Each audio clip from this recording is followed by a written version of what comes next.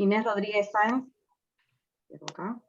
es profesora de educación preescolar, licenciada en Ciencias de la Educación de la UBA, formadora de docentes, fue vicerrectora del Instituto del Profesorado de Educación Inicial Sara de Eccleston entre el 2018 y 2020.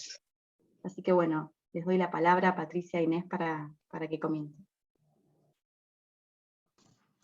Bueno, buenos días a todos, a todas. A todos. Para nosotras es un gusto poder participar con ustedes en este encuentro. No sabemos si hubo alguna que el año pasado estuvo participando. Levanten la mano, háganlos así, yo estuve, muy bien. Ahí está Agustina, que estuvo. Nosotras preparamos una presentación que vamos a compartir con ustedes. En la mitad vamos a hacer un corte como para poder dialogar, como decía Yami, y vamos a ir tratando de ir compartiendo esta experiencia de lo que fue el año pasado y cómo vamos mirando la educación inicial en los centros de primera infancia, en estos espacios en donde los niños llegan por primera vez a un espacio diferente del de su familia. Y le pusimos como título a esta presentación el corazón de la educación infantil, porque una de las cosas que el año pasado fuimos construyendo junto con lo que los maestros y las maestras, los educadores y las educadoras iban subiendo en las redes o nos iban preguntando y consultando, fue justamente esto. ¿Cuál es ese corazón que hace que las prácticas que de crianza y de educación que los niños reciben en nuestros centros haga tan potente la diferencia entre aquellos niños que asisten y aquellos que no pueden participar, ¿no?, de un espacio así? Entonces, estos desafíos y esas oportunidades que nos dejó el 2020 y el 2021, nosotros los utilizamos como punto de partida porque nos parece que en esta oportunidad y en esta mirada nueva que nos permitió reflexionar la pandemia, lo que pusimos de mayor relieve es cómo estas instituciones, estos centros, se transforman en esta primera puerta de entrada para que los niños y las niñas puedan entrar en un espacio socialmente compartido, puedan empezar a conocer ámbitos diferentes de sus familias, puedan construir esto colectivo que les permite no solamente tener aquellos elementos propios de su cultura familiar, sino también empezar a participar de una cultura mayor, de otros espacios. En definitiva, los estamos acercando al mundo, ¿no? Y entre este mundo, que es inmenso, que tiene tantas posibilidades para estos niños y estas niñas, están los educadores y las educadoras que median, que hacen de soporte, de sostén, para acercar esta propuesta y al mismo tiempo para abrir los horizontes nuevos. Entonces, cuando miramos a la institución, a estas instituciones que reciben estos primeros niños, lo que primero definimos es que estos centros se transforman en garantes de los derechos de las infancias. O sea, lo que los niños reciben y tienen como posibilidad es un lugar en donde no solamente son contenidos y atendidos y en donde sus necesidades básicas son satisfechas, sino que todos los derechos que están enunciados en la Convención de los Derechos del Niño y que nosotras queremos defender en ellos, están como sostenidos y las instituciones se transforman en garantes de ellos. Entonces, cuidamos la integridad física y emocional, garantizamos que las propuestas educativas que ellos reciben sean equitativas y entonces nos preocupamos por lo que viven los niños en nuestros centros, no sea algo de segunda mano, sino que sea lo mejor que podemos ofrecerles para ellos. Entre los derechos que les aseguramos es el derecho al juego, de eso vamos a dedicar el último momento de la charla. Buscamos que en estos espacios se vaya consolidando y se vaya desplegando su propia identidad, su propia subjetividad. Buscamos que las familias también se sientan recibidas y sean respetadas en aquellos aspectos que son propios de las comunidades, especialmente en esta provincia donde tenemos tantas comunidades que son comunidades de pueblos originarios. buscamos que las voces de los niños y las niñas sean escuchadas, sean recibidas, tengan un lugar, ¿no? Queremos que ellos puedan expresarse y puedan encontrar lenguajes propios de las infancias para poder contarnos el modo en que van acercándose y aproximándose a ese mundo. Y sentamos las bases para que todo lo que supone estas nuevas definiciones de la perspectiva de género puedan encontrar en la institución un espacio acorde para poder desarrollarse. Entonces, en base a esto, que es como nuestro sostén, nuestro terreno, nos hicimos 3 preguntas, que son las que vamos a ir trabajando en este momento. La primera pregunta es qué aprendimos en la pandemia y cómo salimos adelante, ¿no? ¿Qué cosas nos dejaron como experiencias? La segunda es cómo estas experiencias nos pueden servir ahora en un contexto en donde ya estamos en presencialidad plena. Digamos, a lo largo del año fuimos pasando por diferentes momentos, menor presencialidad, mayor, bueno, pero esas prácticas que conocemos, ¿cómo nos van ayudando? Y lo tercero que queremos plantear, y con lo que lo vamos a detenernos más, es, bueno, estos imprescindibles, este corazón que les compartía. Vamos entonces a la primera pregunta, ¿qué aprendimos? Bueno, vamos entonces a ver qué aprendimos y eso nos instala en el 2020.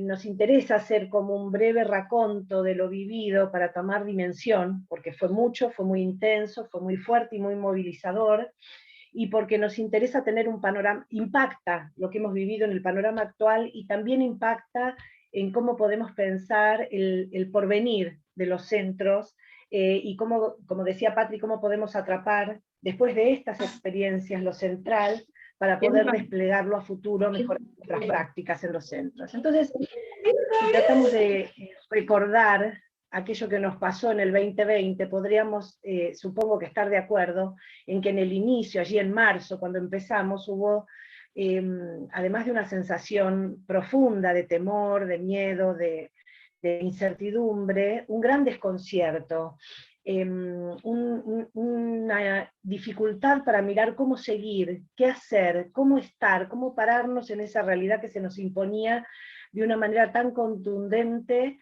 y que cambiaba nuestras vidas de una manera tan contundente. Lo primero que sucedió en toda la sociedad y en todas las instituciones que se ocupan de la primera infancia fue el desconcierto de cómo llegar, cómo lograr llegar hacia a esos niños y niñas y a esas familias. Tal vez el punto de partida inicial, el primer punto de contacto fue la entrega de alimentos, que en muchos centros se organizaron y que posibilitó un primer contacto en esta nueva realidad, en este escenario diferente con familias y con niños. Tal vez esa satisfacción de necesidades básicas que tenía que ver con la entrega de alimentos nos permitió entablar un vínculo y llegar y pensar acerca de cómo lográbamos como institución que nos ocupamos de la primera infancia, acercarnos con algo más que el alimento a esos niños y niñas y esas familias que de no mediar la pandemia hubieran estado en las instituciones desplegando una cantidad de acciones que eran imposibles en este contexto. Allí hubo un trabajo denodado digamos, desarrollado por los docentes, educadores, educadoras, los centros, las instituciones, para buscar alternativas. Y hubo también un trabajo muy intenso de toda la comunidad que formaba parte de esos centros para también acercar y no perder ese vínculo con las instituciones. Fue un proceso muy complejo, en el que de alguna manera nos fuimos acomodando como fuimos pudiendo, todos lo habrán vivido así, me imagino, nos fuimos adaptando a esa nueva realidad, a esas rutinas totalmente modificadas, a esa necesidad de compartir los espacios laborales con los espacios familiares y de tareas domésticas, a ese ingreso en las vidas cotidianas de las familias que nos daba una distancia, pero a su vez una cercanía y una presencia.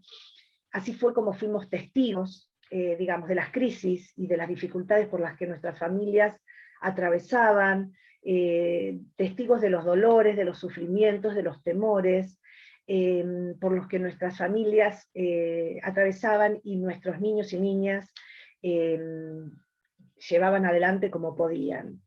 Fue un proceso muy complejo en el que se ganaron cosas, se lograron muchas cosas y se perdieron muchas cosas. Esto nos parece que es importante recalcarlo, porque tenemos que saber que hubo de las dos cosas, cosas perdidas y cosas ganadas. Nos parece interesante por ahí mirar un poco, en principio definir qué fue lo que se ganó. Por supuesto, cada institución, cada centro logró lo que pudo en función y muy determinado por el contexto y las posibilidades que ese contexto le permitía y le imprimía.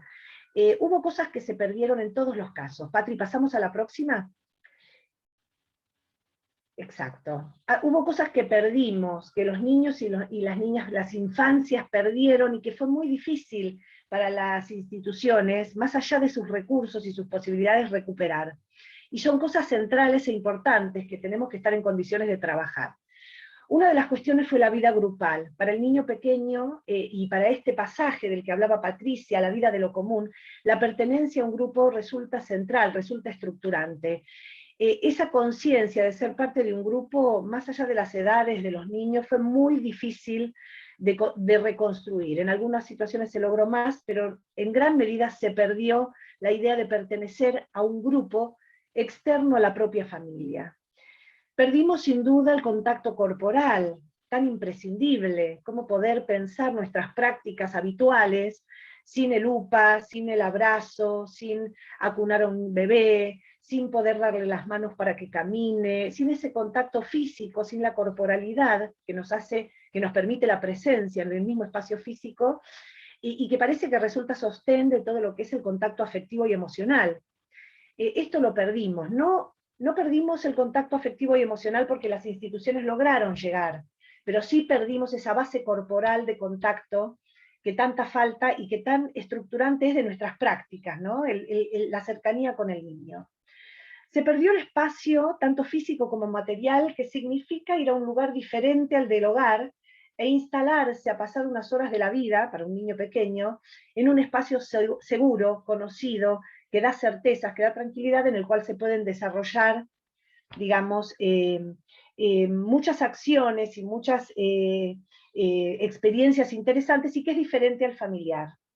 Y también se perdió lo que es ese escenario de la palabra puesta en escena en forma constante, que significa el formar parte de un todo, en el que todo el tiempo, las horas que el niño o la niña permanecen en el centro, el lenguaje está como una escenografía constante, de adultos que conversan, de niños que intentan y balbucean, de adultos que le hablan a los niños, de intercambios comunicativos que son esenciales en lo que es la estructuración del propio lenguaje, con todo el impacto que esto tiene, ¿no? Para la estructuración del desarrollo cognitivo, del pensamiento, etcétera, de la vida social. Esto quedó muy limitado.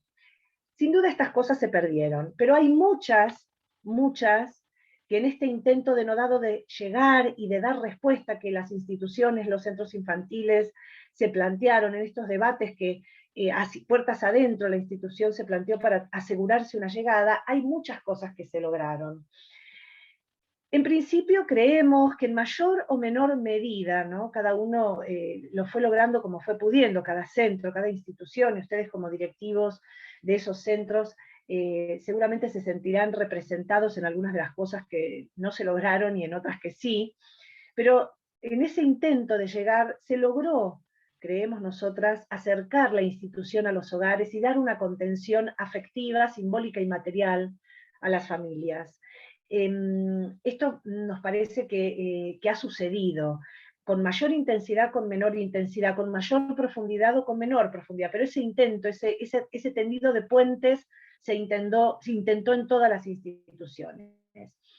También nos parece que esta necesidad de mediar nuestra acción a través de las familias generó un vínculo más intenso, más profundo con las familias. Necesitamos encontrarnos con esas familias y ponernos de acuerdo. Fue más claro que nunca que nuestra tarea es una tarea compartida, que no es ni de ellos solos ni de la institución sola, sino que la tenemos que tramar entre ambos espacios, porque juntos somos los que de alguna manera nos hacemos cargo de la crianza de esos niños. Entonces, nos parece que la comunicación con las familias estuvo en el centro de la escena, y fue necesario, digamos, tensarla, entablarla de manera más clara y más directa.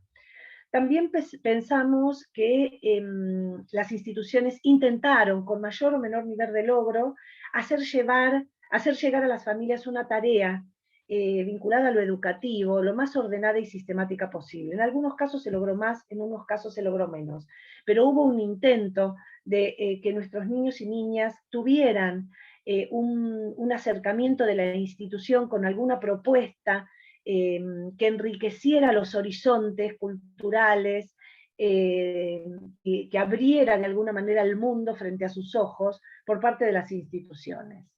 Nos parece que hacia adentro de las instituciones la situación nos obligó, como decía Patria, a poner foco en lo que es lo importante, y eso ayudó a despejar un poco la paja del trigo y a decir, bueno, ¿con qué llegamos? ¿Cómo llegamos? ¿Qué es lo que sí o sí debemos garantizar para llegar?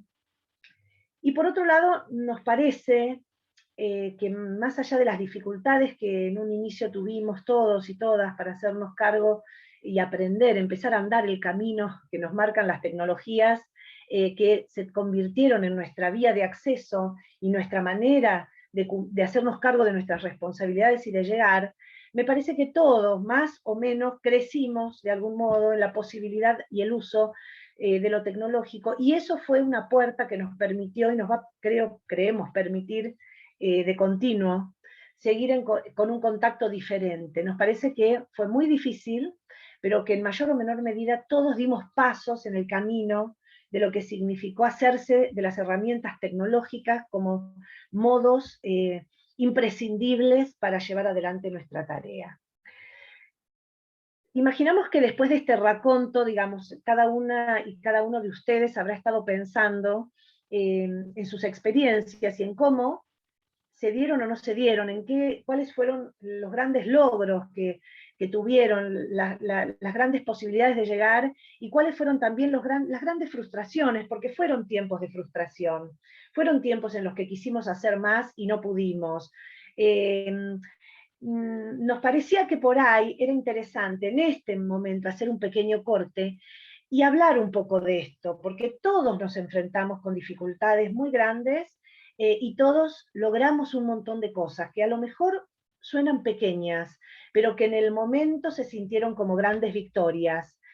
Cuando se pudo llegar a esa familia, cuando se pudo ayudar con esta propuesta. Entonces nos parecía que si tienen ganas, este podía ser un momento de compartir un poco estas cuestiones que tienen que ver con los logros y las frustraciones que vivimos en el 2020. Si es que alguien tiene ganas de compartirlo con nosotras y entre todos y todas, no tiene más que abrir micrófono, levantar la mano y abrimos un pequeño intercambio. O escribirlo en el chat. O escribirlo Digamos, en el chat. Es una posibilidad. Exacto. Mientras lo van pensando, yo les cuento que tengo una obra en construcción al lado y hoy se pusieron a golpear. Entonces tuve que salir corriendo porque me estaban tocando timbre y avisaban que iban a hacer ruido.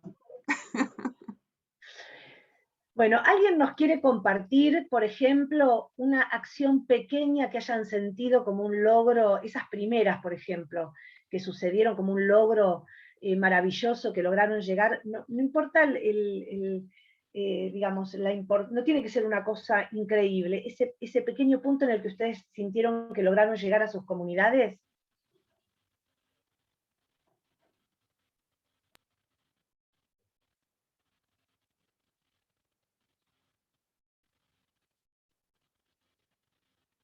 ¿Alguien tiene ganas? Angélica. Hola, ¿me Tapia. escuchan? Sí, perfecto, Sí. Angélica. Bueno, nosotros, el CPI está acá en Salta, en Cachi, que es un pueblo que queda arriba, estamos más o menos a 3.000 metros sobre el nivel del mar, y tenemos la particularidad que en nuestro contexto tenemos muchas familias que viven alejadas del CPI, y tenemos muchas problemáticas con el tema del internet y todo lo que son las nuevas tecnologías justamente. La gente acá se dedica más que nada a lo que es la agricultura. Entonces es como que no llevan el apunte a esta tecnología. Pero en este tiempo que estuvimos en pandemia, los padres hicieron lo posible para estar comunicados y que todos los cuentos, las historias que le mandaban las seños, ellos mismos los registraban en sus teléfonos y nos mandaban las fotos, nos mandaban, los chicos están haciendo las tareas que les mandaron, los chicos están pintando. Y fue un descubrimiento lindo de que cómo las familias se involucraban en todo esto, a pesar de lo que nosotros sabemos que esto conlleva, que es la complicación por el internet, por todo lo que son las nuevas tecnologías.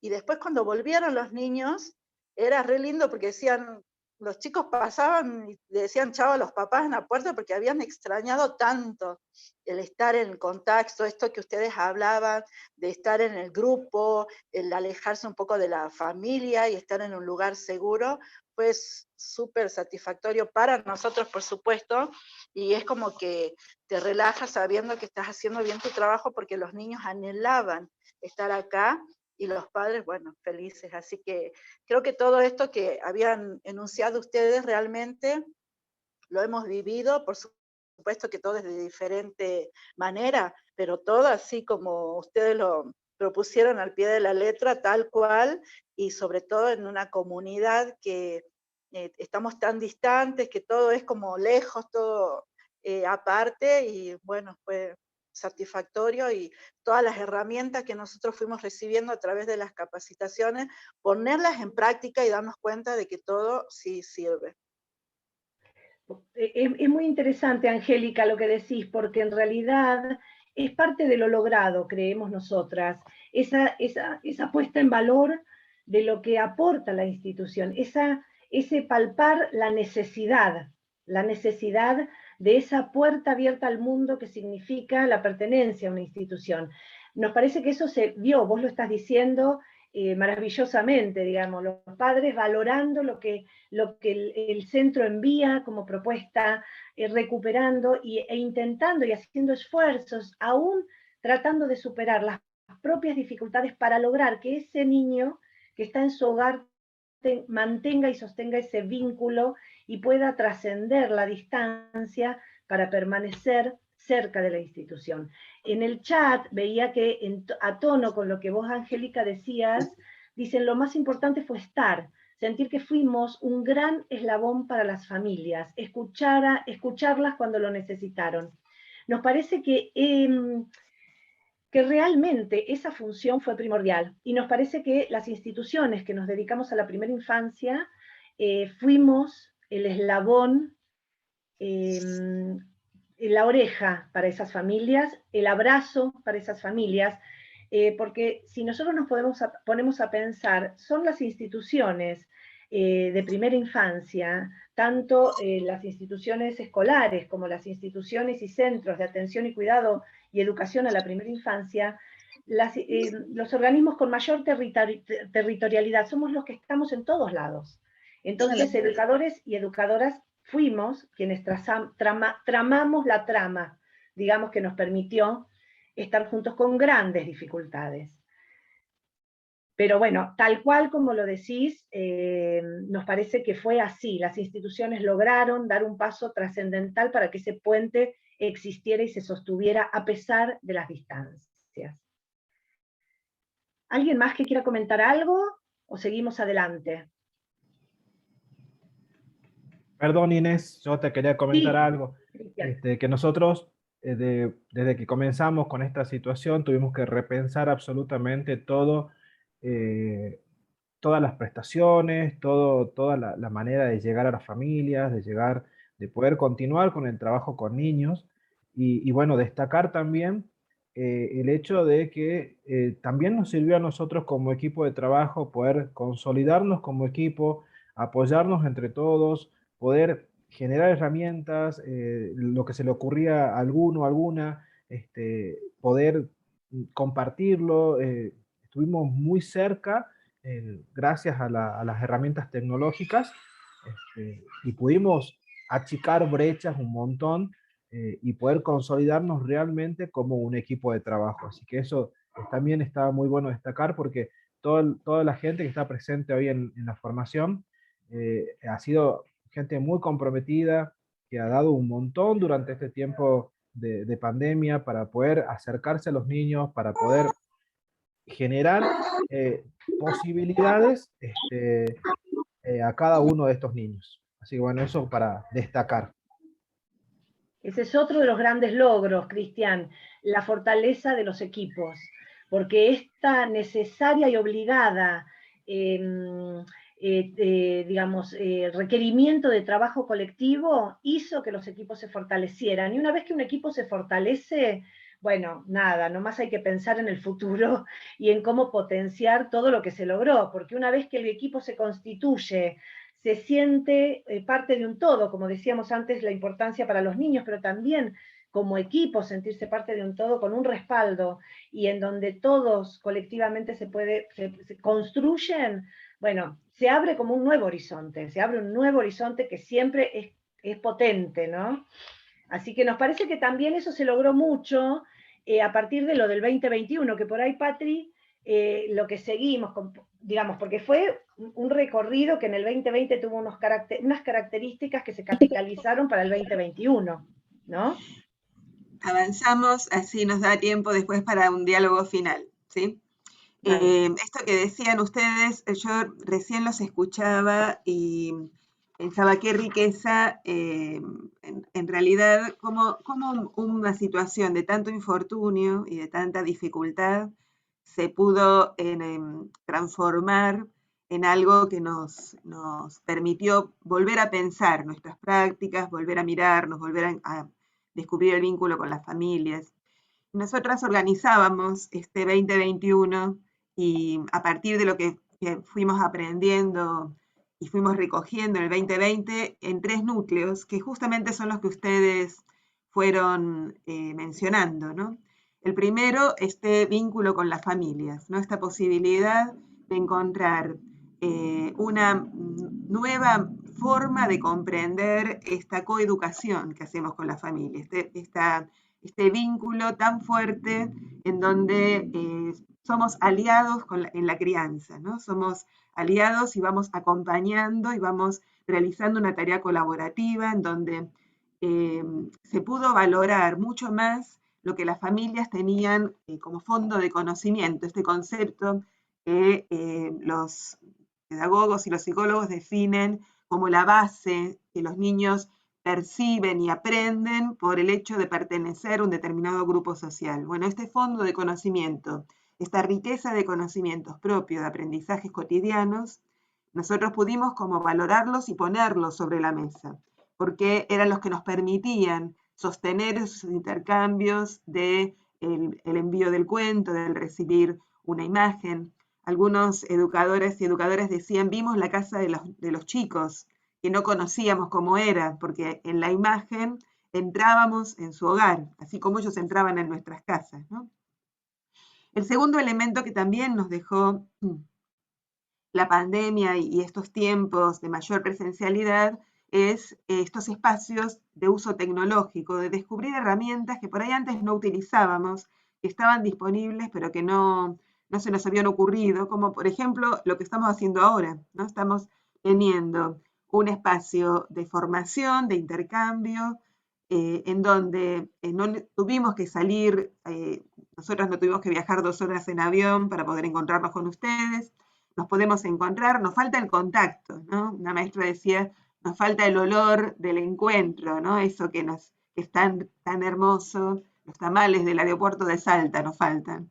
Pero los recursos tecnológicos permitieron hacer esto que Cristian señalaba de constituir y afianzar los equipos, porque nos obligaron a documentar. O sea, nosotros tuvimos la obligación de documentar nuestras prácticas, de ponerlas por escrito, de usar formatos colaborativos como los Drive o los archivos para pasar de un lado al otro, se generaron mejores posibilidades de intercambio.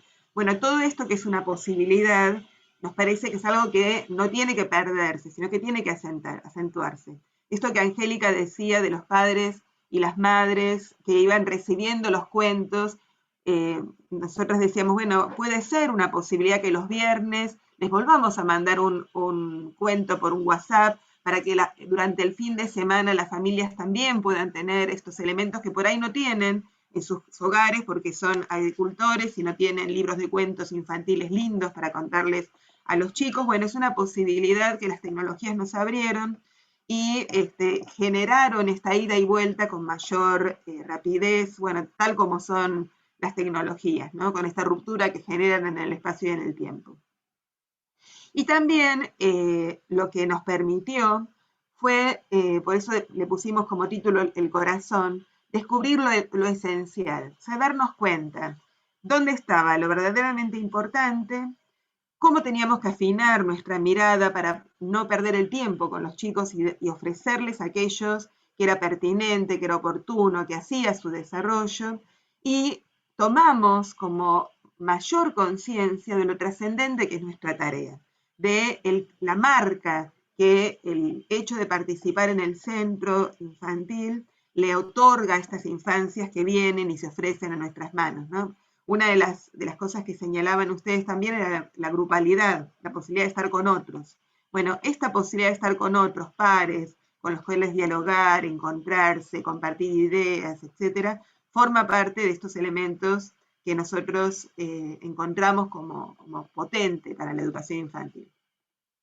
Entonces nos pasó que cuando volvimos a mirar el documento que el año pasado les presentamos, para aquellos que estuvieron el año pasado en la capacitación se deben de acordar y probablemente lo habrán leído, cuando pensamos estos desafíos, nosotras lo pensamos el año pasado en contexto de pandemia, pero cuando los volvíamos a mirar, decíamos, en realidad, los desafíos siguen siendo el corazón de la educación inicial, o nos permiten empezar a pensar ese corazón. ¿Por qué? Porque en los desafíos lo que tratamos de plantear fue, por un lado, lo específico que es lo que se educa y lo que se trabaja en los espacios de educación infantil, de primera infancia. O sea, lo radicalmente diferente que es este escenario a cualquier otro escenario en donde los chicos participan. Nos permitió pensar, como decía Cristian, el proyecto educativo, o sea, volver a pensar como equipos técnicos qué les estamos ofreciendo a los niños, en qué progresión se los estamos ofreciendo, cuáles son las oportunidades que les estamos brindando.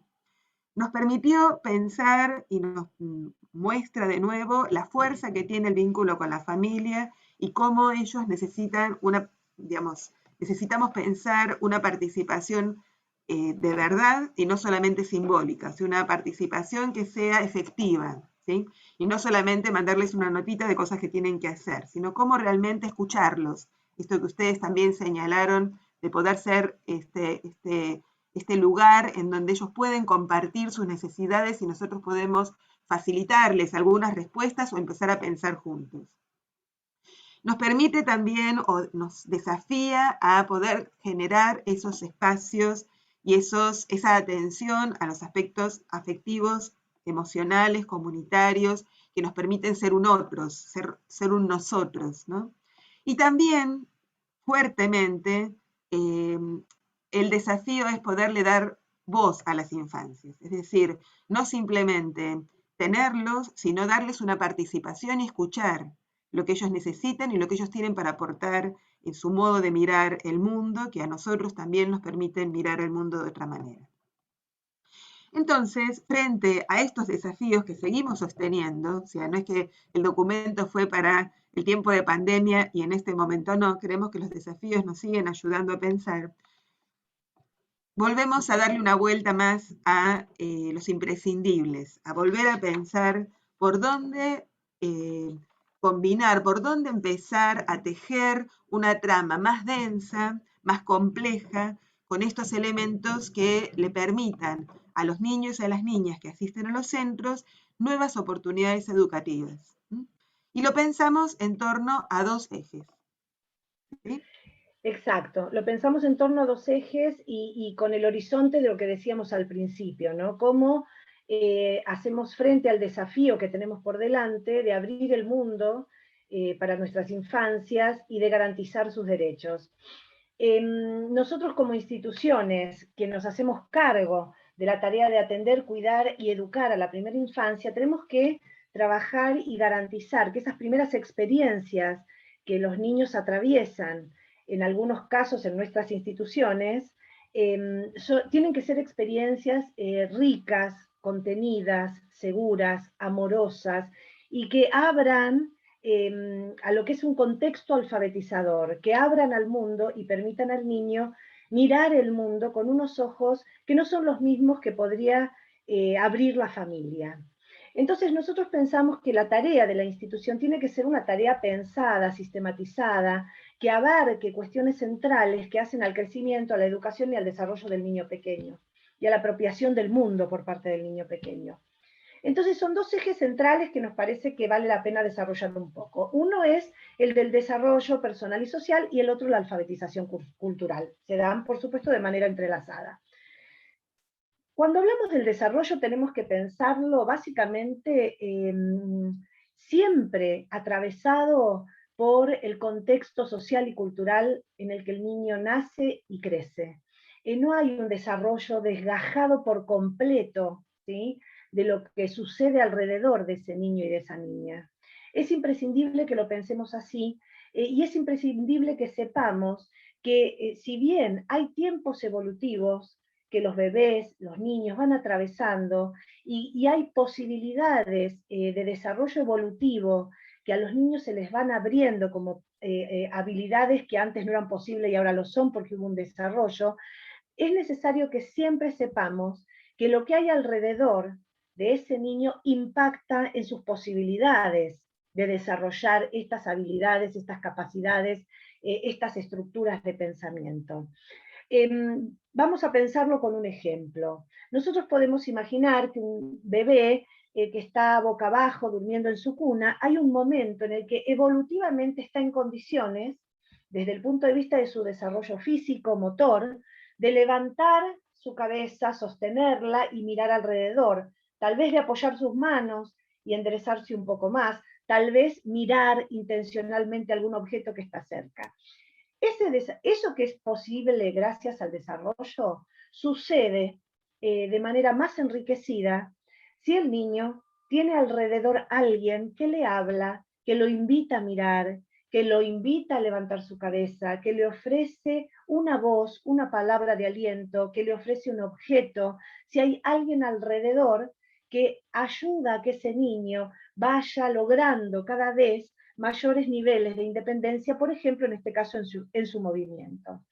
Si el niño está todo el día en la cuna, boca abajo, bueno, ese desarrollo va a producirse de manera diferente. Entonces, lo que rodea al niño, a la niña, es definitorio de sus posibilidades de hacer y de explorar el mundo, y de en esa exploración seguir creciendo. Ejemplos de este tipo ustedes tendrán cientos, y todos conocemos cómo impactan la presencia de los otros en el desarrollo de los niños, y sobre todo de los niños muy, muy, muy pequeños. Entonces, tenemos que garantizar que eso que sucede alrededor sea lo suficientemente rico, eso que desplegamos en las prácticas de crianza sea lo suficientemente rico como para permitir que el desarrollo suceda en nuestros niños y nuestras niñas. Vamos a la que sigue.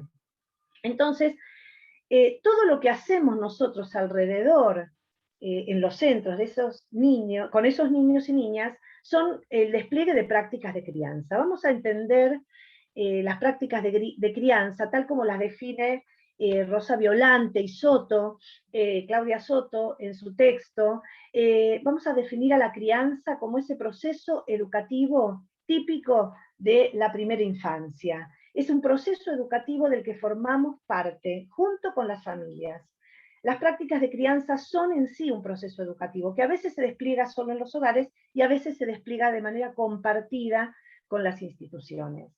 En general, cuando hablamos de prácticas de crianza, lo que inmediatamente remite o viene a nuestra mente son las prácticas que tienen que ver con el sueño, la alimentación, la higiene, es decir, aquellas acciones que tienen que ver con garantizar ese bienestar, la salud, el crecimiento en sus cuestiones más básicas.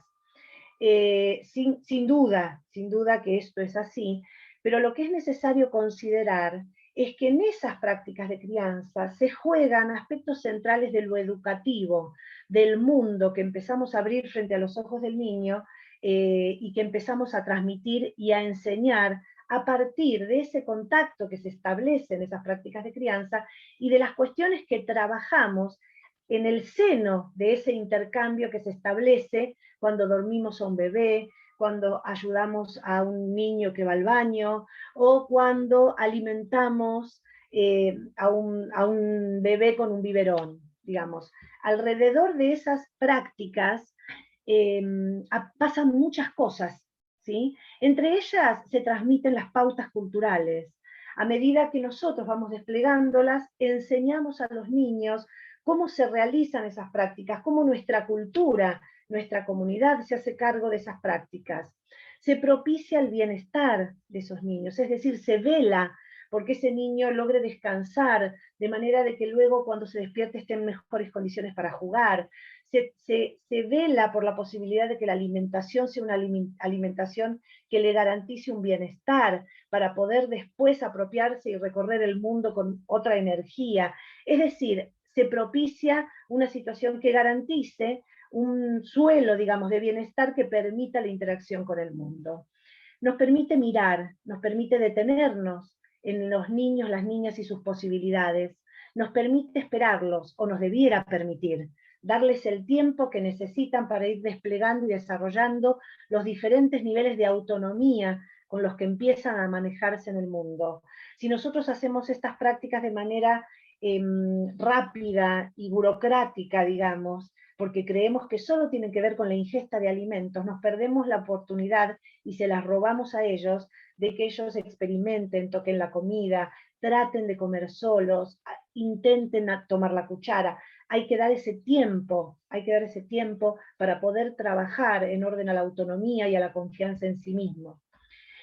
En esas prácticas también se juega fuertemente la diversidad con que en los hogares se encaran estas prácticas y la manera respetuosa con la que la institución escucha, mira, observa y respeta esa diversidad, y a la vez garantiza que las prácticas que se realizan sean saludables, den la posibilidad a ese niño o a esa niña de crecimiento y garanticen una realización que les permitan estar mejor en el mundo.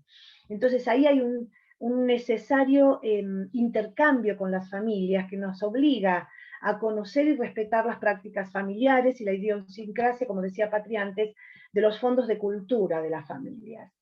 Ahora bien, todo esto sucede cuando hablamos de las prácticas de crianza, del desarrollo personal, pero tan necesarias como la alimentación, como el sueño, como la higiene, resulta la apertura al mundo, la mirada, la creación de un ambiente alfabetizador que le permita a los niños pequeños adentrarse en el mundo social del que forman parte. Entonces ahí hablamos de alfabetización cultural. Tenemos que ser conscientes de que nuestra responsabilidad se cifra también en cuántas y cómo abrimos la oportunidad para el juego, porque el juego es tan vital para el niño como el alimento. ¿Cuántas oportunidades y de qué manera abrimos la posibilidad de que el lenguaje oral se vaya constituyendo como una herramienta para el niño, como una herramienta para intervenir en la trama social y comunicarse, y como una herramienta para el pensamiento? ¿De qué manera garantizamos, cuando hablamos de una alfabetización cultural, la apertura a horizontes a los que tal vez no tienen acceso, porque sus familias, como decía Angélica, se dedican a otras tareas y entonces la música, la literatura, la danza, esas posibilidades están por fuera del horizonte cercano de esas familias? Entonces las instituciones, los centros que nos ocupamos de la primera infancia tenemos que garantizarlo. ¿Cómo lo invitamos a ese bebé, a esa niña pequeñita de apenas 1 año, a mirar ese mundo con una mirada interrogativa, a preguntarse acerca de los fenómenos, del mundo que lo rodea, de los objetos, del mundo simbólico? ¿Cómo ayudamos a abrir a través de preguntas el mundo en el que ellos empiezan a ingresar? Y cómo enseñamos los modos compartidos de ser parte de un mismo común, de ser parte de una misma comunidad, cómo transmitimos esos modos sociales compartidos que nos hacen ser parte de un todo. Si nosotros como instituciones nos hacemos cargo de nuestra tarea y nuestra responsabilidad, que tiene que ver con garantizar una perspectiva de educación integral que involucre los aspectos antes mencionados, estaremos cumpliendo con nuestra misión, digamos, que tiene que ver con garantizar derechos y tiene que ver con abrir el mundo a las miradas de los niños. Todas estas cuestiones las hacemos en el cotidiano y las hacemos de manera entrelazada, en una trama que a veces resulta difícil de separar y desagregar. Nosotros queremos compartir con ustedes ahora unos videitos que nos muestran cómo estas cuestiones de las que venimos hablando, el desarrollo, las prácticas culturales, los contextos hogareños, los estímulos que el mundo puede ofrecer al niño pequeño, cómo se entrelazan de manera maravillosa y le permiten al niño desplegar lo que, por ejemplo, hermoso, ahora vamos a ver en los videos que nos va a mostrar Patricia. Una cosa que nos resulta fuerte de estos videos es lo que decía Inés, digamos, cuando teníamos que elegir de todas estas aspectos de la alfabetización cultural cuál tomar, dijimos, bueno, vamos a tomar el juego para tratar en este contexto de mostrar cómo se entrelaza, o sea, cómo se hace ese juego. Entonces, vamos a ver estas primeras 3 situaciones, que es de un mismo niño, se llama Pedro. Pedro tiene en la primera imagen 20 meses y en las otras 2 ya cumplió los 2 años. Y Pedro es un niño cordobés y tiene la particularidad de que su familia es futbolera, o sea, le gusta mucho el fútbol y su papá es además relator de fútbol y desde muy pequeño el club de Talleres de Córdoba, que es el club de los amores de esta familia, es parte de la vida cotidiana. Y eso hace que Pedro tenga... Hoy, esperen que estoy con un problema de video. Espérenme un instante. Perdón. Patricia, no sé el resto, pero yo te escucho un poco más bajo que antes, como con más dificultad. No sé los demás, a lo mejor es un problema mío. Un poquito entrecortado. No, ¿también lo escuchan cortado? Un poquito y muy bajito. Yo creo que es por los ver. auriculares y el micrófono, Patricia. Me lo saco. Esperen. Sí, se escuchaba mejor antes, Patri. ¿Ahora me escuchan mejor? Sí, perfecto. Bueno, perdón, pero se pusieron a cortar cerámica en mi costado. Entonces tengo ese problema. Discúlpenme, pero había agarrado acá. A ver si ahora corre el video. ¿Ven todos? ¿Y me escuchan bien? Bueno, decíamos, vamos a ver a Pedro. Pedro a sus 20 meses, ¿sí? En una situación familiar.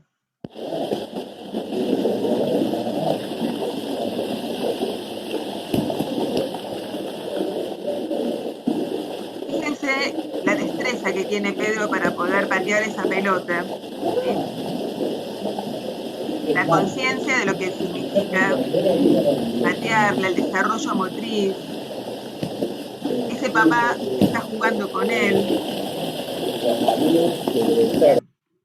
Segunda escena, dentro del hogar, están mirando un partido de fútbol, el papá además tiene el celular. Vieron que los que son muy futbolistas no les alcanza la tele, sino que necesitan también el relato radial. Entonces, la situación es esta.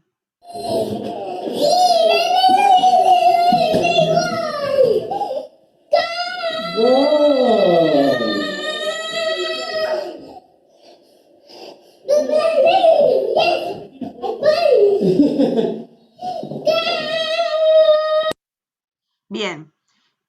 Pedro además tiene una posibilidad, y es que sus papás a las noches les leen todas las noches un cuento, desde muy chiquitito.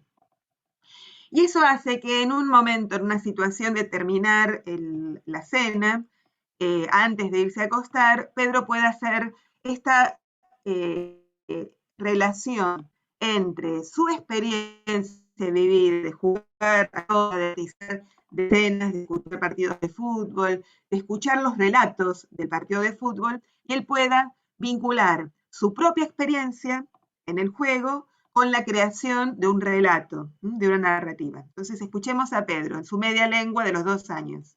Uy, se me fue Pedro. Es mi turno. Sí.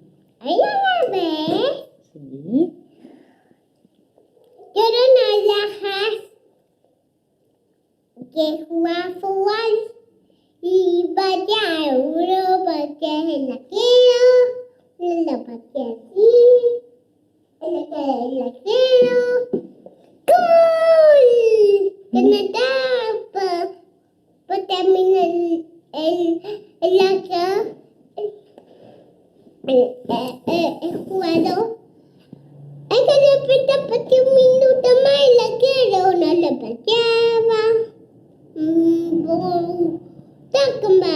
La pateaba y la quiero. ¡Gol!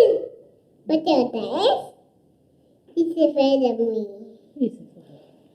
Y corre colado, quieto, ya cámara.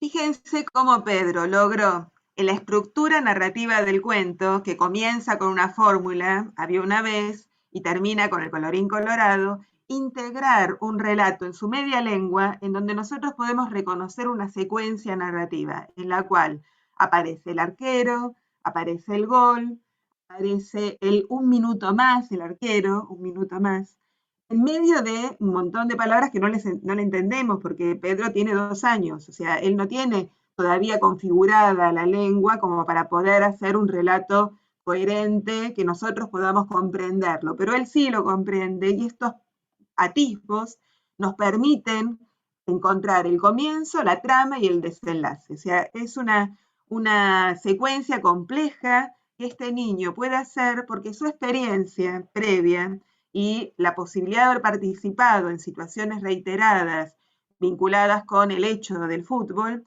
le permite transformar esa experiencia vivida en un relato, una experiencia oral, un relato narrativo, ¿sí? En el cual el objeto o la situación no está presente, él está utilizando su pensamiento para poder hilvanar esta historia. Bueno, todo eso es lo que permite el hecho de jugar. Entonces, vamos a detenernos un poquito en el juego, porque en los primeros años es lo que más sucede. Nosotros cuando estamos cambiando los pañales, normalmente les hacemos algún juego a los bebés. Cuando estamos dándoles el alimento, aparece esa cuchara que vuela para que el bebé pueda abrir la boca. Cuando estamos facilitando situaciones de primera marcha, le ponemos un objeto delante, le hablamos, le contamos historias. Bueno, todas esas situaciones cotidianas que involucran el hecho de jugar resultan potentes a la hora de pensar el desarrollo en su conjunto y estos aprendizajes culturales que nos decía recién Inés. Y esto es así porque el juego conjuga 3 elementos que son fundamentales.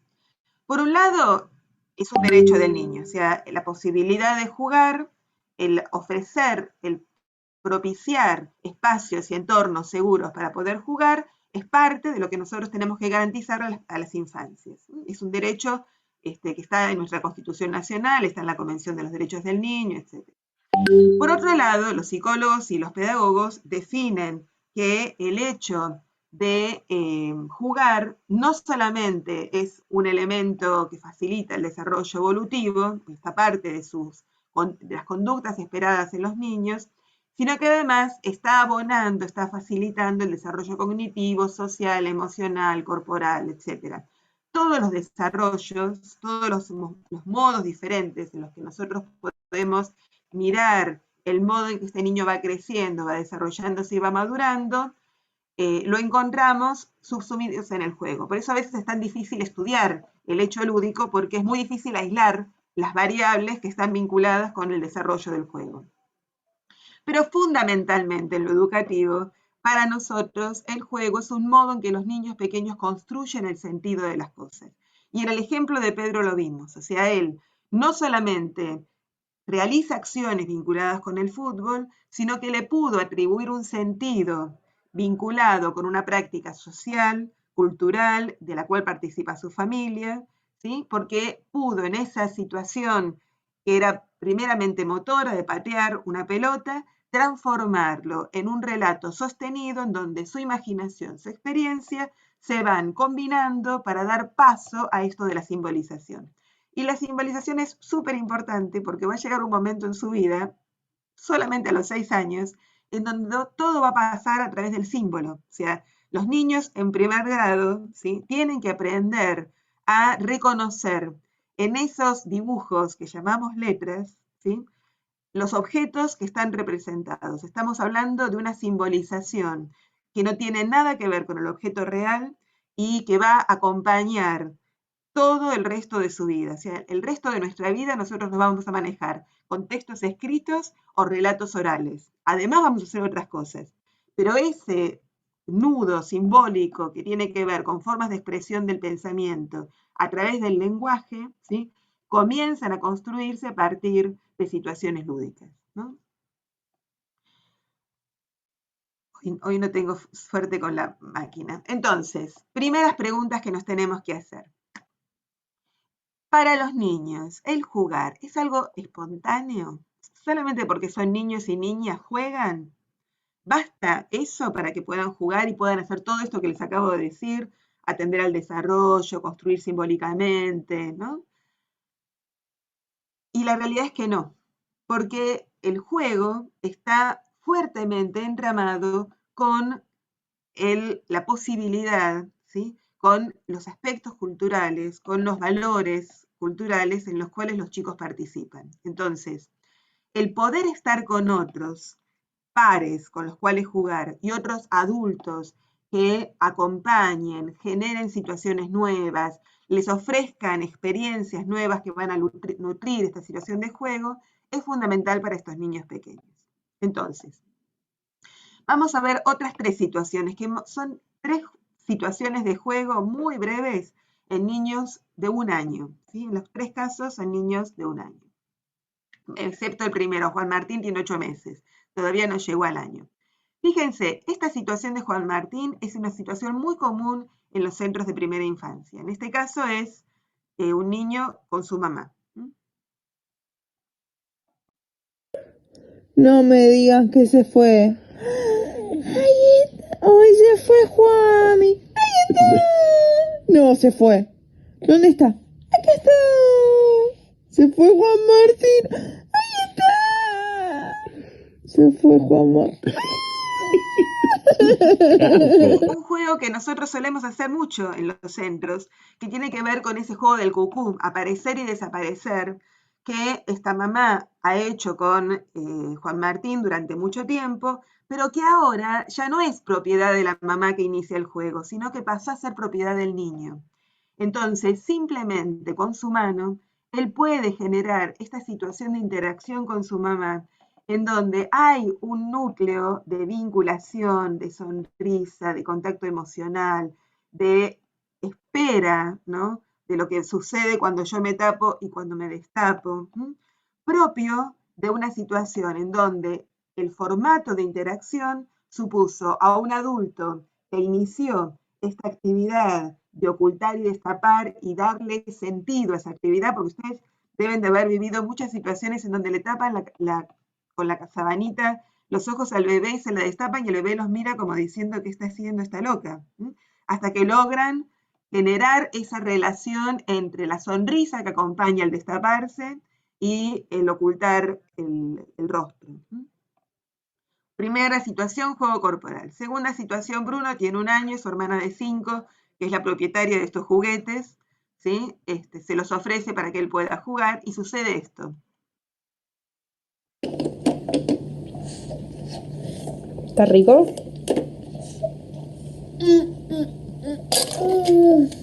¿Estás masticando?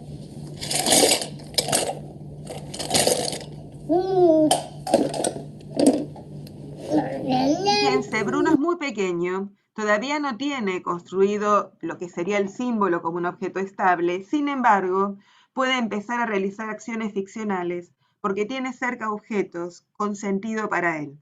Y él puede generar un juego en donde lo que está realizando no evoca la acción de verdad. Entonces puede comer falsamente. O sea, se lleva la cuchara a la boca y hace como que come, pero en realidad está vacía esa cuchara. Puede revolver, puede mirar, puede hacer como que mastica. Vieron que mueve la mandíbula como si estuviese realmente masticando imaginariamente, en una escena en donde es muy pequeño todavía para que aparezca el hecho simbólico de transformar un objeto en otra cosa, y sin embargo, la posibilidad de haber participado en situaciones cotidianas en donde a él se lo alimentan, y la presencia de esos objetos hace que el objeto adquiera un valor cultural, y que él pueda, a través de su juego, de esa manipulación con el objeto, empezar a despegarse del hecho, ¿no? De lo cotidiano, de la alimentación en sí, para hacer una alimentación en como si, ¿no? Que es lo propio del juego ficcional. Hago las cosas como si fueran de verdad, pero en realidad no lo son. Bueno, esto forma parte de estas primeras posibilidades de generar símbolos. Un juego de carácter ficcional. Vamos a Fortunato, un juego con objetos.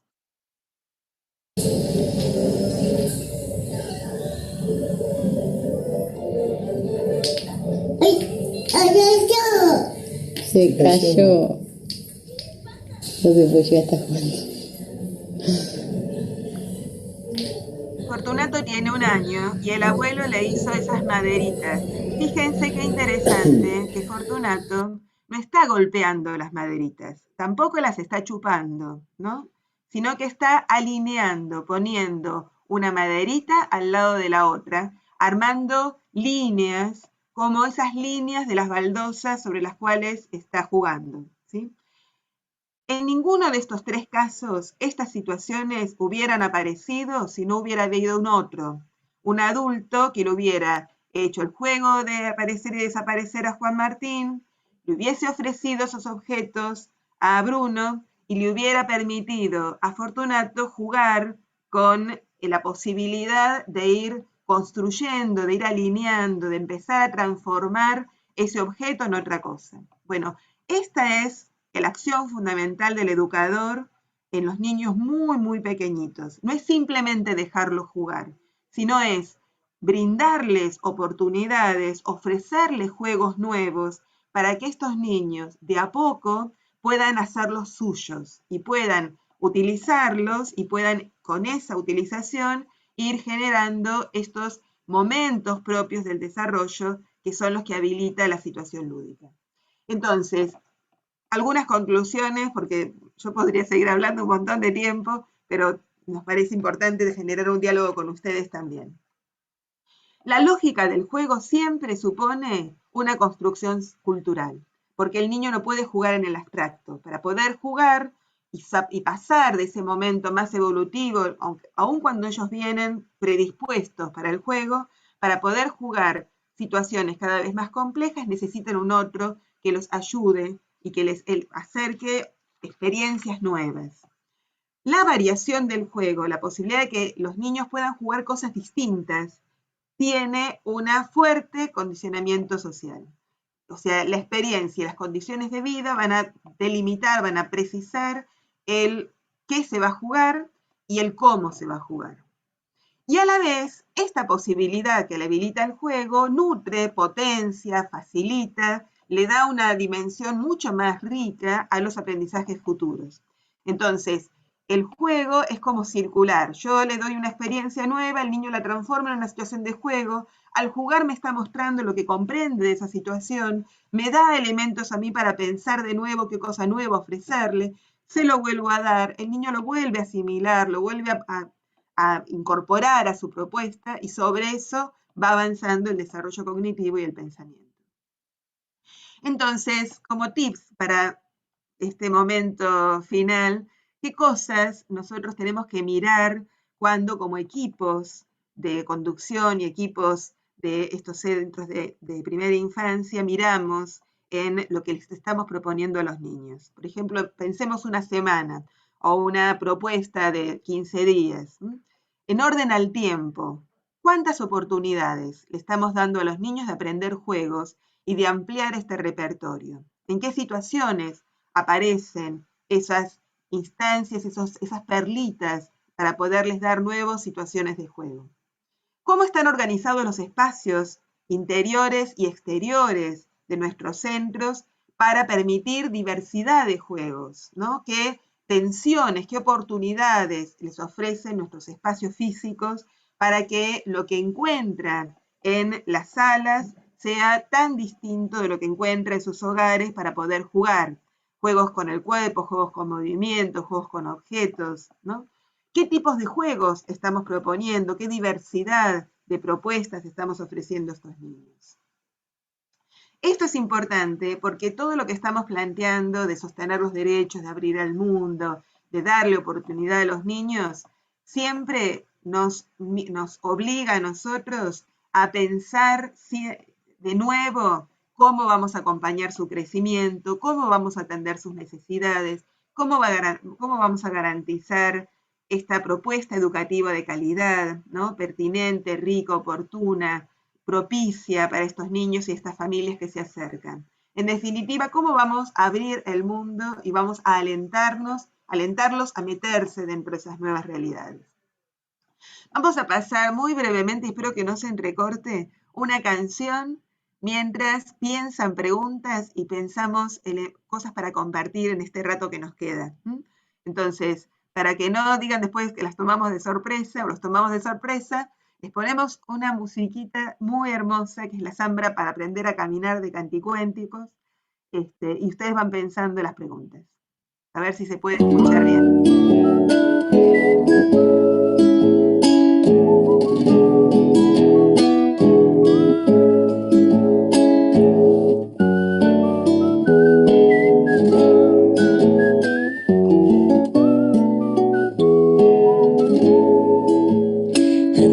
Cuidado si da su primer pasito, que no es cosa fácil aprender a caminar. Pise suavecito mientras crece la confianza y un camino nuevo despertando irá. Pise suavecito mientras crece la confianza y un camino nuevo despertando irá. En el día a día pise como si bailara, siguiendo los sueños que usted eligió soñar. Pero si el camino se oscurece de injusticia, tendrá que aprender también a zapatear. Pero si el camino se oscurece de injusticia, tendrá que aprender también a zapatear. Suéltele rienda a su andar, mirando dónde pisar, porque cada paso va dejando una huellita, que será el camino de quien viene atrás. Porque cada paso va dejando una huellita, que será el camino de quien viene atrás.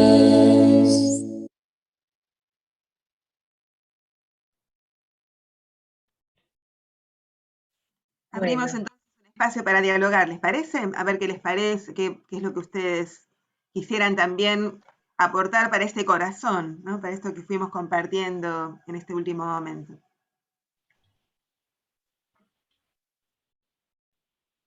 Se puede escribir en el chat o podemos abrir el micrófono como les resulte más cómodo para abrir este espacio de compartir.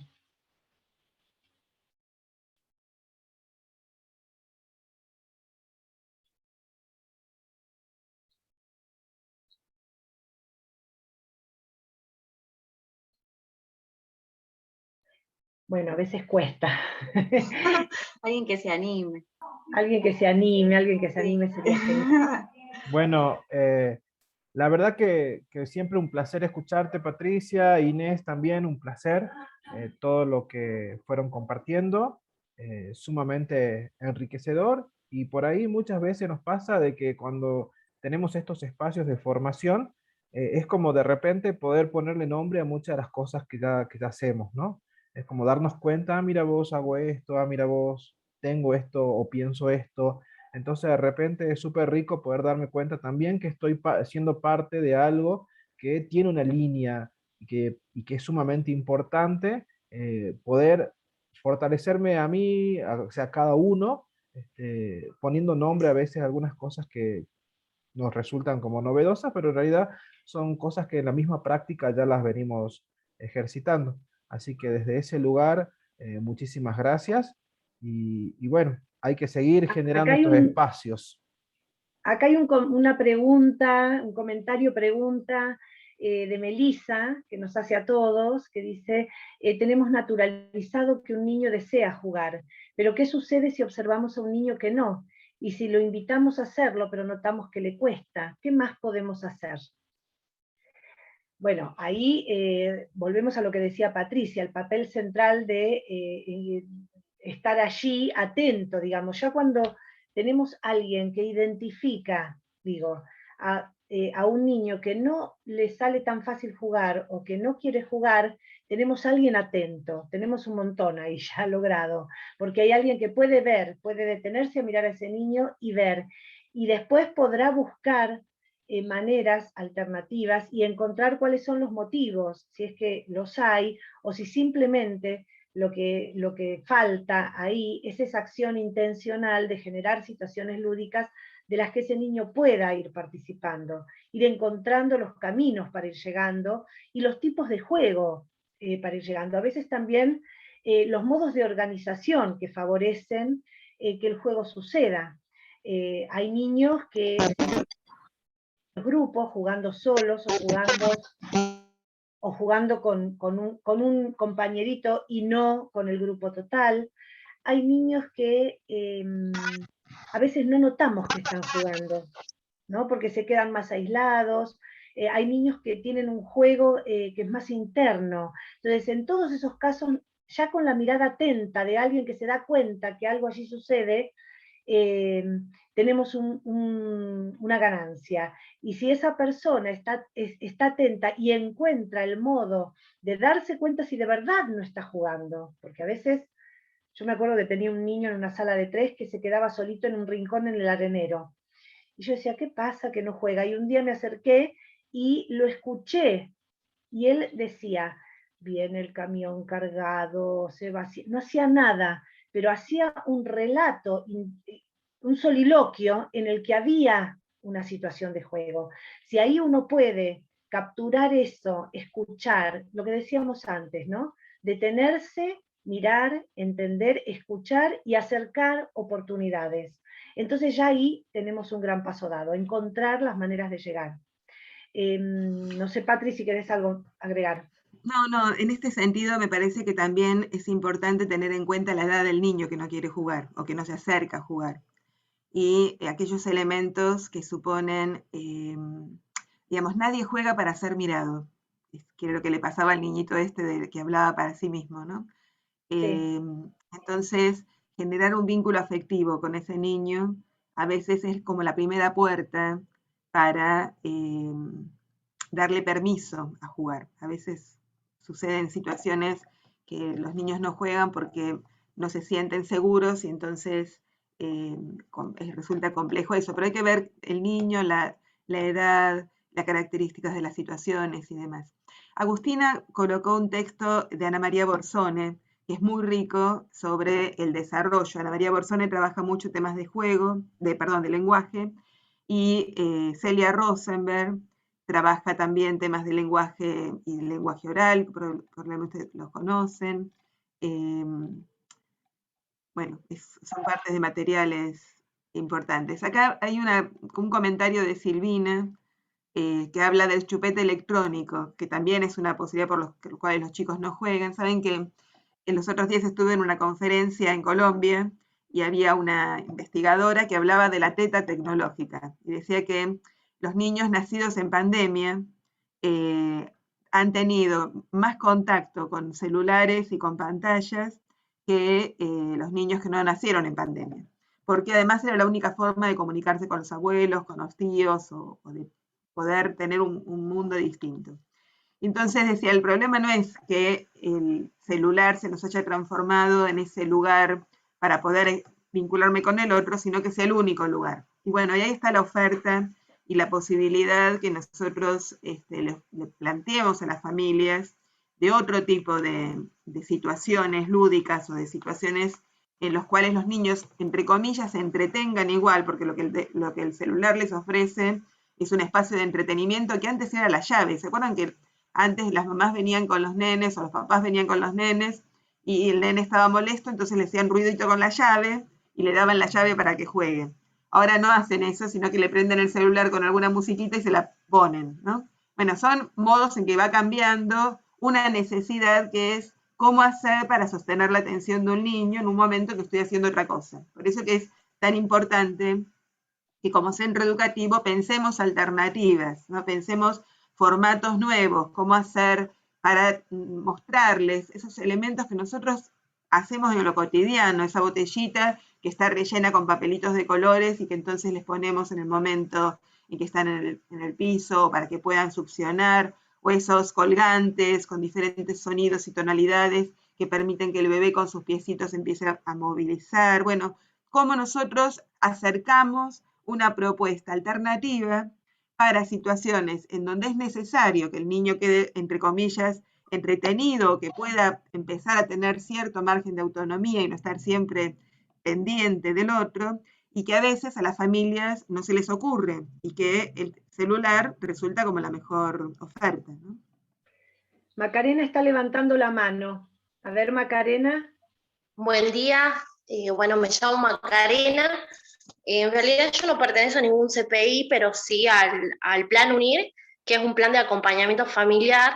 Nosotros acompañamos comunidades originarias y bueno, quería por ahí desde la experiencia compartir un poco todo lo que ustedes fueron por ahí ir viendo a lo largo de este encuentro, que me pareció muy enriquecedor. Sobre todo esto del juego, que fue el último que ustedes mencionaron, me parece tan importante en el niño, y nosotros lo vemos en la cotidianidad, en cada visita que hacemos a las comunidades, especialmente a la familia, cómo el juego es una de las estrategias más viables y más eficaz a la hora de construir algún taller, a la hora de llevar la educación no formal a la familia, y cómo a través de eso podemos ir generando en el niño un encuentro primero entre nosotros nos llamamos acompañantes familiares, y posterior a ello poder tener esta comunicación, generar el vínculo y volver a reforzar por ahí las tres.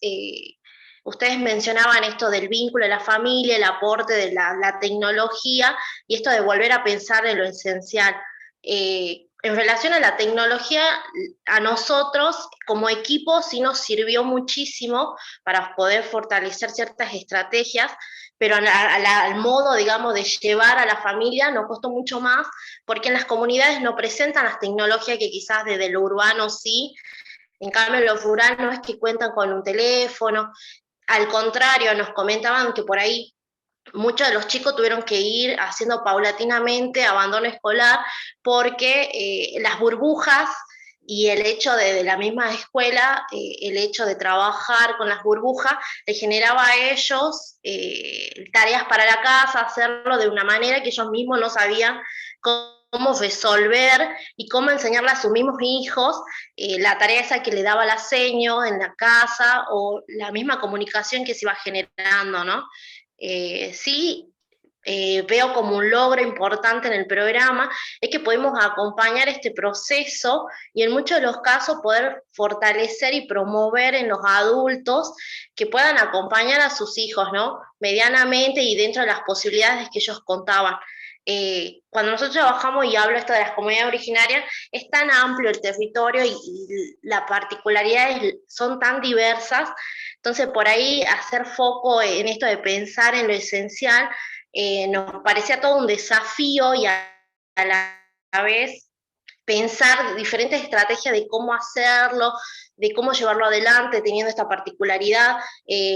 Quizás lo cultural, hablo también de la lengua madre, podría ser una barrera que se genera como un obstáculo, ¿no? En esto de poder vincularnos con la familia, pero si hay algo positivo que veo que tenemos nosotros y dentro del programa son algunos acompañantes originarios que nos permitieron ser ese instrumento para poder terminar de llegar a la familia y generar ese vínculo con ella y que a partir de esa sea como nuestra puerta de entrada para empezar a acompañar y hacer esto de la educación no formal, porque si bien ustedes hablaban de una institución física, nosotros tenemos la particularidad de nosotros ir a la familia y entre esa familia ver quizás desde otro lado, otro enfoque, cómo se puede acompañar.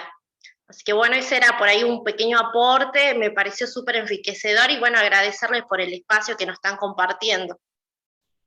Sabes, Macarena, que esto que contás es súper importante, y sobre todo en lo que significa el entramado entre las culturas más familiares o las culturas propias del niño pequeño y la niña pequeña, y lo que sería la cultura mayoritaria, que es la que nosotros participamos y la cual en las instituciones en general tienen como background, como fondo como telón de fondo. Y los otros días estuve en la pandemia maravillosa porque abrió oportunidades de participar en diferentes sitios. Estuve en la presentación de una investigación de una colega que trabajaba con poblaciones originarias y me encantaron 2 preguntas que se hizo en relación con esto de ver cómo articulaba los espacios o los centros o esas propuestas más comunitarias de llegar a las familias con las familias, especialmente las de pueblos originarios. Ella se hizo estas 2 preguntas. Primero, ¿qué significa en esa comunidad ser niño pequeño? ¿No? Y la segunda, ¿qué piensa esa comunidad que un niño pequeño tiene que aprender? Entonces, a partir de estas 2 preguntas, hicieron encuentros con el jefe de la comunidad, con la partera, que en esa comunidad originaria era también una figura relevante, con los ancianos, y entonces en esos círculos de conversación y de intercambio fueron construyendo conjuntamente la respuesta a la imagen de infancia y que ellos pensaban que para su cultura era prioritario que los niños pequeños pudieran aprender. Y transformaron eso en murales en el centro. Entonces, la imagen, o sea, lo que el centro infantil aportaba, era la posibilidad de transformar estos conocimientos y estas necesidades en imágenes que tuviesen que ver con aspectos propios de las culturas familiares y de las culturas de esas comunidades. Y como un modo de abrir este mundo también a los niños pequeños, porque a veces ese mundo se pierde, y cuando hablamos de abrir el mundo, hablamos de abrir todo el mundo, o sea, el mundo original del cual ellos están y que por ahí se va perdiendo, porque se va perdiendo la lengua materna, porque se va perdiendo las costumbres ancestrales, porque se van perdiendo las leyendas, ¿no? Y este otro mundo, que es el propio de la lengua letrada, que es lo propio de lo que va a ser luego la escolaridad. Pero me pareció súper importante el punto de partida de estas 2 preguntas, ¿no? ¿Qué es el niño? ¿Cómo piensa en el niño? ¿Y qué piensa esta comunidad que el niño necesita aprender sí o sí? Y por otro Y a esto lado, sumaría, disculpa, el tema de escuchar las voces de las infancias, ¿no? Por ahí el escuchar, muchas veces hablamos como que el niño debe ser escuchado y bueno, su opinión tenida en cuenta, todo lo que conlleva, pero realmente siempre me pregunto de qué tal forma o qué tanto se escuchan las voces de las infancias en las comunidades originarias y qué respuestas damos a esa voz, ¿no? Porque quizás uno tiene tan internalizado en su cotidianidad que es ser un niño en la ciudad, en lo urbano, bajo una institución, pero qué es ser niño dentro de una comunidad, no sé, chorote, dentro de una comunidad wichí, cómo va cambiando esa concepción y la misma construcción social que se va generando en esto que vos decías de que ser niño y cómo la mirada adultocéntrica también se genera en el otro, ¿no? Y si realmente esta voz de la infancia se están escuchando. Ahí me parece, Macarena, que de lo que estamos hablando y que nos involucra como instituciones a todos los quienes nos dedicamos a la primera infancia, es de cómo se construyen puentes genuinos entre las instituciones, las familias y las comunidades. Puentes en donde genuinamente y con honestidad se escuche al otro, se le dé un lugar, se recupere lo que hace a sus esencias y se integren a la cultura institucional del centro, de la escuela, de la que fuese. Me parece que ese trabajo de construir puentes verdaderos que puedan ser atravesados en una dirección y en la otra, que las comunidades de verdad puedan integrarse, en vez de crear barreras, que a veces es lo que sucede cuando la institución se mantiene muy de puertas adentro, con un discurso, con un modo de hablar, con unas prácticas, sin mirar, sin escuchar, sin entender ni a las familias ni a los niños, y lo que tienen para decirnos. Ahí a veces se producen quiebres que son insalvables y que terminan dejando por fuera, que es lo que un poco decía Macarena, ¿no? Dejando fuera a los niños, fuera del ámbito, en vez de incluir, que es lo que necesitamos garantizar, para garantizar sus derechos y garantizar la apertura al mundo, ¿no? Me parece que ese desafío es un desafío muy grande en el que todos tenemos responsabilidad y en el que sin duda los programas de este tipo deben colaborar, digamos, en el tendido, ¿no? de esos puentes. Yo creo que había ahí, Alicia, sí. Había una mano. Alicia está levantando la mano. Estás muteada, Alicia. Bien, ahí estoy. Perfecto, se te escucha perfecto. No Perfecto. te vemos. ¿Ahora ahí sí? Perfecto. Mi nombre es Alicia Quintana y soy del CPI San José de la ciudad de San José de Metán. Nosotros hemos ahora en estos momentos transitando una situación de habernos mudado del lugar donde toda la comunidad nos reconoce, nos cambiamos a un lugar que es el Nido, acá en Metán, y estamos insertos dentro de una comunidad aborigen, matacos se llaman. Y bueno, justamente nosotros íbamos con toda una serie de situación de dónde nos encontramos, volver a trabajar con las familias que ya tenemos, pero insertar a nuestras familias en esta comunidad. Y con miedo, y porque, bueno, había preconceptos y había prejuicios, y fuimos como acomodándonos, viendo que en realidad nada de lo que nos planteaban era tan así como lo planteaban.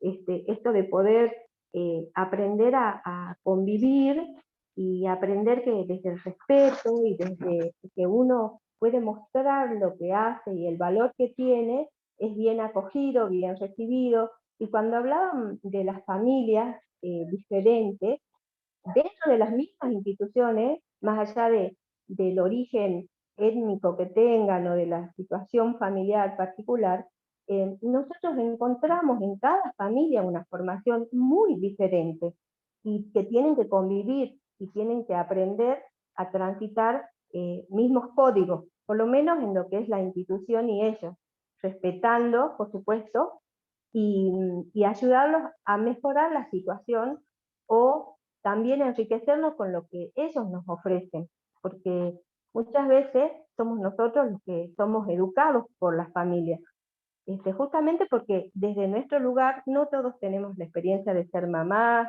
no todos hemos tenido experiencia de estar con niños, por ahí es la primera vez que uno tiene un contacto así con niños de tan diferente formación, pero sí me pasó algo muy interesante con respecto al juego, porque en mi caso, digamos que yo no estoy con la atención del niño, mi relación con ellos es como esporádica, digamos, por momentos, no estoy permanente, pero hicimos un proyecto de educación vial y les pareció muy lindo a las chicas que las familias les hagan los autos con cajas. Entonces ellos se metían dentro de las cajas y hacíamos todo el tema de la senda peatonal, de parar, de esperar, de que el peatón tiene prioridad.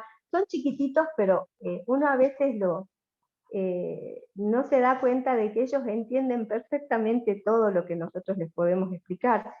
Y a lo que voy, en realidad, fue que este juego, que también lo jugué con ellos, me permitió conectar con ellos desde un lugar de confianza, porque por ahí esa relación que ellos tenían con su cuidadora o con su técnica, conmigo era más distante. pero haberme integrado al juego, haber jugado con ellos, es como que uno nota que el niño lo acepta en su círculo más íntimo y lo reconoce como alguien más que puede entrar en ese pensamiento lúdico de ellos. Eso lo he podido comprobar y de ahí siempre considero que el niño aprende mejor cuando aprende jugando. Esto que decís, Alicia, es súper importante y además es propio de lo lúdico. O sea, fíjense, cuando uno lleva por primera vez a un niño pequeño a una plaza donde hay otros niños, eh, y se empiezan a juntar en el arenero o en algún juego, cuando vuelve, enseguida dice, es mi amigo, y uno dice, pero lo acabas de conocer. Pero bueno, el hecho de haber jugado juntos, de haber estado juntos, de haber compartido esa mirada curiosa, pícara, ¿no? Te agarro esto y vos me lo prestás, aunque no haya mediado palabra, ¿sí? Está habilitando un espacio de intimidad, que es el que vos decís, que es el que el juego habilita, porque el juego nos empareja, se nos pone como en la misma línea, no es que somos adultos y niños, somos, digamos, nosotros sabemos que seguimos siendo nosotros, pero estamos como en el mismo lugar de paridad para poder resolver esta situación que tenemos por delante, que es un juego. E incluso en los niños más grandes, si ellos saben que hay una diferencia para poder resolver la situación, van a decir, vos salí de más atrás, que sos más grande, yo salgo de más acá porque soy más chiquito, ¿no? O yo otra oportunidad para mí, porque yo soy más chiquito, ¿no? Ellos mismos marcan las regulaciones necesarias para poder seguir sosteniendo esta paridad, es la que habilita en la confianza de lo lúdico. Tal cual. Bueno, estamos llegando al final, ya llegamos al final. No sé si alguien más quiere compartirnos su experiencia, hacer algún comentario. Gabriela Coca de CPI 15 de septiembre, que es una organización no gubernamental, había levantado la mano, no sé si quiere hablar. A ver, Gabriela. Hola. He empezado a hablar de otra cosa, digo, ya quedó mi opinión. Pero sí, yo quería compartir que nosotros estamos, como decía Cristian, en una ONG, y la zona en donde nosotros estamos es una zona muy carenciada y las mamás son muy jovencitas. Entonces, el tema de educar a los niños es más educar a las mamás. Y nosotros nos hemos dado cuenta porque cuando volvieron, ahora, después de la pandemia, ellas les costaba mucho, a los niños les costaba mucho volver a jugar, volver a ser libres. Nosotros le habíamos acostumbrado a ellos con lo que siempre aprendimos en todas las capacitaciones, de tirarle la alfombra al piso, de tirarle un montón de objetos y que ellos empiecen a inventar juegos y todo eso, cosa que en la casa no pasaba. Entonces la mamá era estructurada, esperaba que nosotros le demos todo el material, que solamente era pintar, que era hacer alguna cosa lúdica, que lo que podíamos hacer durante la pandemia. Entonces la vuelta fue volver a educar a los niños, pero también a las mamás, porque hay algo que nosotros hemos notado muchísimo, y es el tema del celular. Era lo más fácil darle el celular al niño. Entonces, y en esta zona donde las mamás son jovencitas y ellas creo que no aprendieron tampoco a jugar, entonces no desarrollan en el niño este hábito del juego. Así que, bueno, me encantó volver a poder entender esto y saber de que lo que estamos haciendo vamos en buen camino, y tenemos otra contra, digamos, o son muy jovencitas las mamás, o tenemos las abuelas que están a cargo de los niños porque las mamás están en drogas. Entonces, poder enseñar también a la abuela, porque ella tiene otra preparación, otra forma, pero hemos notado como la necesidad del niño de estar en el espacio. Eso fue fundamental. La vuelta del niño al espacio, para ellos en realidad, porque no tienen el acceso a ningún tipo de juego, o a un espacio donde jugar, porque siempre son casas muy precarias, en una sola habitación. Entonces para ellos venir al CPI es como un gran parque de diversiones o algo así, donde ellos son libres. Entonces para nosotros es muy importante el tema del juego y el poder darle las herramientas para que ellos tengan alternativas también. Bueno, ahí aparece fuertemente todo lo que tiene que ver con los contextos, que a veces son tan complejos, son los contextos de vida de nuestros niños, que a veces son muy complejos, pero que aún así siguen siendo los contextos en los que pasan su vida, y el desafío de los centros para, por un lado, abrir los horizontes, que por ahí resulta más difícil de abrir desde el entorno familiar.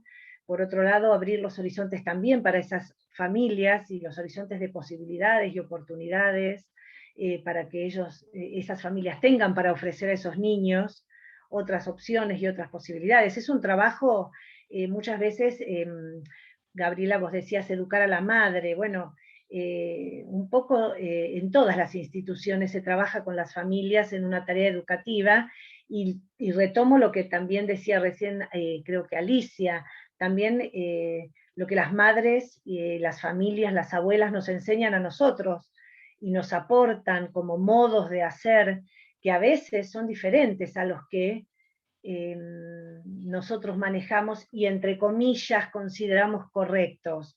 Entonces, ahí, viste, el trabajo con ese puente que tendemos, que tiene que ser un puente muy respetuoso, muy cuidadoso, muy protector, no solo del niño, la niña, sino también de esa familia que forma parte de nuestra comunidad, ¿no? Entonces ahí ese ir y venir son desafíos inmensos, ¿no? Trabajar en contextos complejos, pero bueno, siempre trabajamos con diversidades que pueden ser étnicas, que pueden ser socioeconómicas, digamos que pueden ser territoriales, y el desafío es trabajar con esa diversidad y con esa realidad con la que nos toca, ¿no? Tenemos entre manos una tarea compleja y de mucha responsabilidad. De mucha escucha, voy retomando lo que se fue diciendo, ¿no? De mucha necesidad de escucha, de mucha necesidad de poner palabra, pero también de mucha necesidad de escuchar la palabra de los otros, ¿no? Recién decía Macarena, escuchar lo que tienen para decirnos, aun cuando nos suene discordante, ¿no? Y poder entender y ver cómo se colabora con que las posibilidades de esas familias y de esos niños y niñas mejoren, ¿no? Me parece es un desafío inmenso. Gracias, Inés. Patri, ¿vos querés decir algo más para ir cerrando? No, me parece que muy rico, me parece que nos podríamos seguir quedando charlando, compartiendo experiencias un montón, porque la diversidad que encontramos en Salta es muy rica, ¿no? Y entonces, cuando uno a veces prepara, digo, lo que nos pasa a nosotras, preparamos una charla pensando en un medio, claro, después aparecen estas cosas que decimos, ay, sí, claro, pero en esto hay que tener en cuenta tal cosa. Y es cierto, digamos, me parece que acá está el trabajo de ustedes de poder darle el sentido propio de lo que estamos compartiendo en función de cada una de sus comunidades y de sus realidades. Buenísimo. Bueno, si les parece, vamos cerrando. Agradecerles a todos y todas por estar acá, a Patricia, Inés, Cristian, a la provincia de Salta. Hola. Sí, ¿hay alguien que quiera? ¿Silvia? Sí, Silvia. Sí, ¿qué tal? ¿Cómo estás? Y bueno, lo único, bueno, ya para cerrar también, agradecerle y también reafirmarle que, o sea, el juego es muy importante, porque nosotros, por ejemplo, yo también trabajo en otra institución y nosotros estamos reforzando con los juegos tradicionales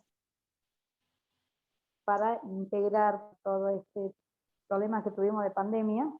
Entonces hemos comenzado a reforzar con la familia en casa con juegos tradicionales para lograr que los papás también se vuelvan a incorporar, porque a veces por ahí la pregunta siempre está, ¿por qué con juegos? Pero nosotros aprendemos mediante juegos y creo que los niños también aprenden mediante el juego y estamos reforzando, así que y darle muchas gracias.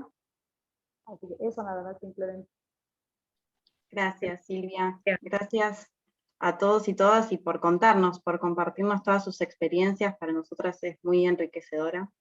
También para lo que decía Patricia, nos sirve para también seguir reflexionando y pensando nuevas líneas de trabajo, nuevas aproximaciones.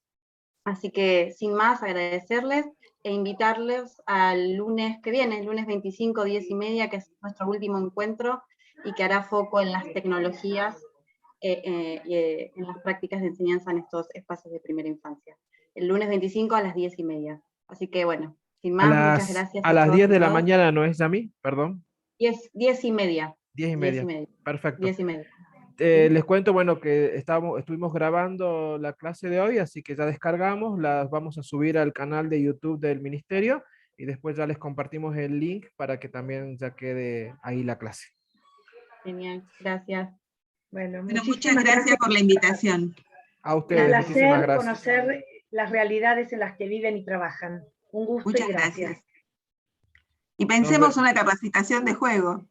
Totalmente. Claro. Y que sea Totalmente. presencial, Patricia, si te venís para acá, Que sea junto con Inés. presencial, tal cual. Ah, sí, ojo, Sí. Sería Bueno, un hermoso. abrazo. Un abrazo Igual. para Cada todas uno. y todos. Chau, chau. Chau, chau. Chao. Gracias.